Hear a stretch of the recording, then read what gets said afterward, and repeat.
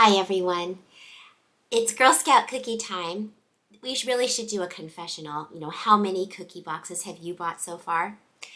But this weekend is so busy for both Stanley and I. We don't have any time to do a video. So we're just going to do a preview of what we'll be doing next week. I spent this week doing Girl Scout cookie math, and it has been so incredibly engaging and learning so many skills and strategies that we want to share it with you. Wonderful Stanley and my nephew helped me create this little unit.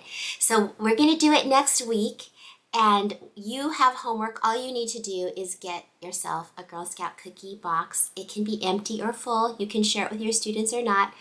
Interestingly, some of my students had never tasted a Girl Scout cookie, specifically Thin Mints. They didn't even know what they were, many of them. And some of my students had never even heard of Girl Scout cookies. I guess they don't go marketing with their parents. But get yourself a box, and we will see you next week for a fun learning opportunity with math together. I'm Matsuda. Thanks so much for watching, and don't forget to like,